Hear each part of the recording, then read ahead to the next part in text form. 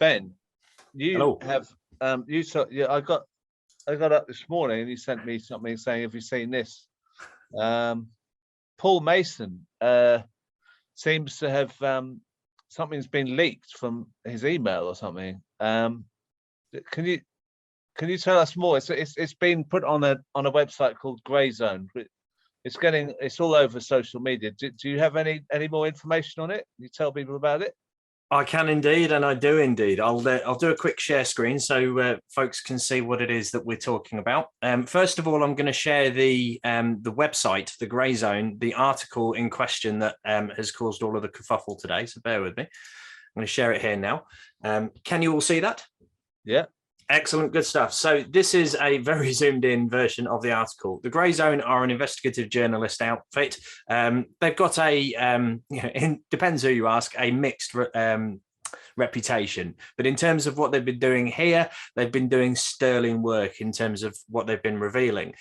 In short, we did a show previously about the leaks that they have achieved from Sir Richard Dearlove and other intelligence figures, how they've been involved in various bits and bobs, and that relates to this leak as well. In short, what's happened is Paul Mason and various other people have been found to be, according to these leaks, actively working against the left, against the Corbyn project, and for their own agendas to undermine the left, to undermine what they refer to as an anti-imperialist ideology that appears to be taking root amongst us lefties, Crispin. Are you an anti-imperialist, Crispin? I'm not saying it. Naturally, you don't want to get black bag, let alone expelled. So, in short, this, as you can see on this website, there's a big report on here. It is huge. So, what I'll do is I will share in the links the link for this so that you can all see it and read through it yourself. It will take some time. There's a lot of links, a lot of information presented in this that will take you some time to digest. But what I've done is I've created a short presentation with the bits that I think, for our perspective from behind Labour, that you need to see. Now, what I've found today, since this report went live, it's filled in a few blanks for me. And me being me, I've gone off and done my own research. And what I've found has made me go, oh my God. So please, bear with me whilst I dig in and get this sorted out. I'm just going to stop sharing this. And then I'm going to share my presentation. Here we go.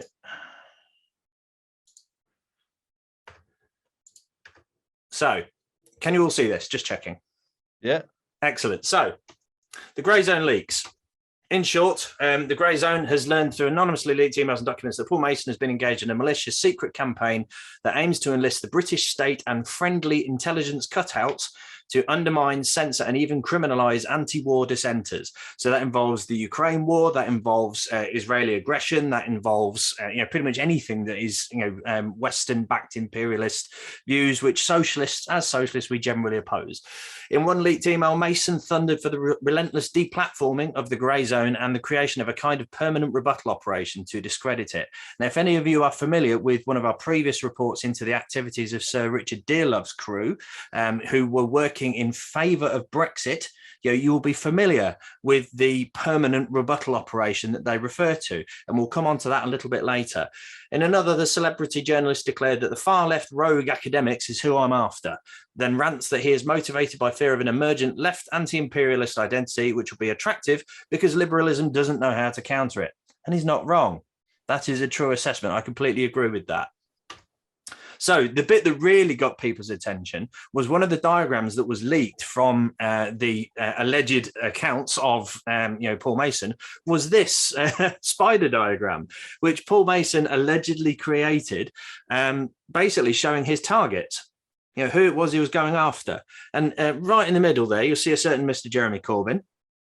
You'll see Diane Abbott. You'll see Jess Barnard, who is I believe, the chair of the Young Socialist Bunch, the Labour left, the Young Network left, Novara Media, the Muslim community. So if you're a Muslim, you're a target, congratulations. Black community, if you're black, you're a target, congratulations. It just spells out what many of us have been concerned about for some time, that there is an organised, state-sponsored intelligence community-led activity featuring people within the left and outside of the left to disrupt what it is that we are trying to achieve. So it's got nothing to do with political discourse or debate. This is about undermining us from the inside and from the outside so that we don't get to participate in politics. That's what they're trying to do. So on the left, it says, leaked emails reveal British journalist Paul Mason plotting with an intel contractor to destroy the grey zone through relentless deplatforming and a full nuclear legal attack. Do we know anything about full nuclear legal attacks, Crispin? Yeah. Oh, yeah. No, more like sort of minor nuclear, not full nuclear. Yeah, small skirmish. The scheme is part of a wider planned assault on the UK left, and this is something that many of us have had concerns about for some time. So there's more bits in here that you'll see on the article. Again, I will put the link in there shortly. I've highlighted bits on these slides that I think are particularly relevant and particularly useful. The bit on the bottom right here, I think, is one of the bits that's most interesting. This talks about a chap called Amil Khan. In some of the leaked emails, and Mason is conversing deeply with this Amil Khan guy, and he is from a company called Valence Projects. Valence Projects are a very interesting company. On the bottom right, the grey zone say, after leaving the Middle East, Khan reinvented himself as an expert in countering disinformation and has since charged a number of blue chip clients a premium for his dubious services. As this outlet reported, the same techniques of manipulation and information warfare that Khan honed in Syria were turned against Western citizens when he oversaw a British quasi-state-funded AstroTurf YouTube project designed to counter public skepticism of COVID-related restrictions. Now, it doesn't matter what your view of COVID is, how it was handled, or anything like that. I think all of us here are in favour of free and fair debates using scientific information from all sides of the divide to analyse things. And we feel the same generally about politics. We want adult debates. And as Andrew quite amazingly stated earlier, we should all be active citizens. We should be adults in the room that take this stuff on the nose and discuss it properly. And what they're basically describing there is that this company, this person and others around them are potentially shutting down those debates in favor of vested interests and vested agendas. And that's very, very important from the information that we've seen before. So I'll move on to the next slide, if it lets me. Here we go. So Valence Projects. Guess who their clients list includes? Oh, no. Have any of us seen Labour together in the LLGCC before? Yes, we have. And the LLGCC is the Labour Local Government Committee something. I've forgotten what it stands for, but in short, it's I've never come across this before. It's like an organisation off another organisation. There's a couple of C words in there. There's a couple of C words in there. That's right. Yeah. And I don't know what they do yet because it's too new to me, but I will find out. But Labour Together, we are very familiar with. This is the organisation that basically funded most of the anti-Corbyn activity within and without the Labour Party, the really, really deep and dark stuff, with millions of pounds of funding. That doesn't go through the Labour Party. It stays in the limited company that is Labour Together outside the Labour Party. But because they were a bit silly, they forgot that that company was registered with the Electoral Commission and they were forced to declare their donations, which is why we even know about this stuff. So let's go into this a little more. Let's look at the talking points that Amil Khan brings up on his Twitter feed. So here he's paying respect and appreciation to trolling, digital trolling from UK Labour. Have we heard that before? Have we come across that as a concept before? Digital trolling associated with senior Labour staff. We'll come on to that in a minute. So he's paying respect to top-notch digital trolling from UK Labour. Here, he's talking about Russia hacked a bunch of Brexiteers' emails to show them plotting to install Boris's PM. Is this the idea to annoy Remainers? In related news, your ProtonMail account isn't as secure as you think it is. So what this tells us is he knows that ProtonMail is a favourite tool of people in the intelligence community and journalists and political activists and lobbyists because they think it is secure. That is why he's mentioning it. The original statement is relating to the piece that we covered in one of our previous shows about Sir Richard Dearlove and the rest of the intelligence people associated with it, who were plotting to smear opponents of Brexit, to smear Corbyn, to smear the left and anybody that was critical of the messages that they were putting out there. So he's basically paying comment to that. And this is important. We'll come back to that in a bit. He's also bigging up regularly certain talking points. And his favorite ones are the Uyghur situation in China, which, as we know, is very politicized and it's very difficult to get a clear picture of exactly what is going on. In the West, China are very clearly demonizing and abusing the Uyghur community in China. That's the Western narrative that we see.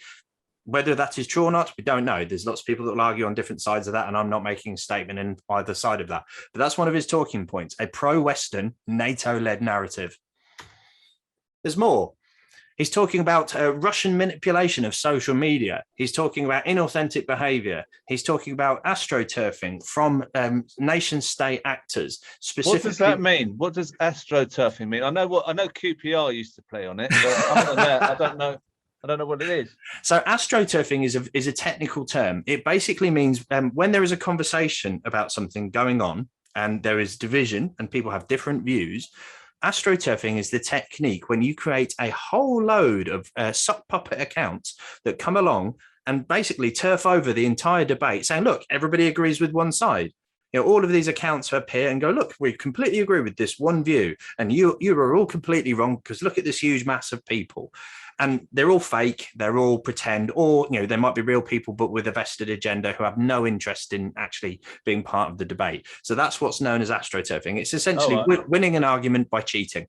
Okay. And that he's suggesting that people are astroturfing on behalf of Russia against Ukraine and various other things. And as we've seen on this show and on Sundays, there is a very wide divide in terms of opinions about what is going on in Ukraine and Russia's role in it.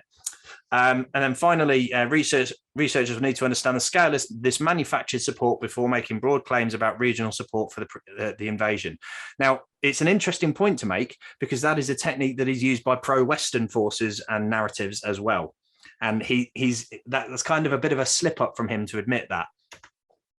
So here, he's making points about Labour, and all the way through this process, you'll see that he is actually very pro-Labour. He's very well connected to Labour, so he's making points there, saying it's great that Labour's taken a council in his area. So it's very clear that he's connected to Labour. He's connected to international talking points that are pro-NATO, pro-Western agendas, and also commenting on China in a negative way.